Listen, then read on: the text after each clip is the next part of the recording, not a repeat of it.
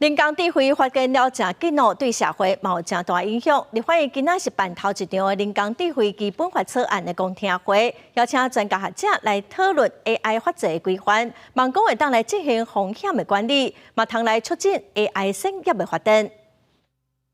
人工智慧产业发展正紧，包含欧盟、美国等先进国家拢建立相关的法规，台湾却无任何规范，毋但影响对外合作，也可能造成应用电源的乱象。国民党立法院教育军等人提出台湾第一部人工智慧基本法草案，交予立法院处理。昨日举行第一场公听会，要听各界意见。希望通过本法的推动，引领台湾跟在全球的这个 AI 创新浪潮中能够占领关键地位，同时维护国家的主权跟文化价值，创造更有智慧、安全而且永续的数位社会。使用者受到侵害的时候，应该要向谁提出救济？好，那由哪一个主管机关来进行仲裁等等哈，这个在未来应用的时候也是很重要的哈。那官方希望立法应促进 AI 基础设施甲产业的发展，公民团体是希望立法应将安怎救济这部分拢达去规范。如果是用来做研究，必须取得当事人的同意，这个也是普世价值。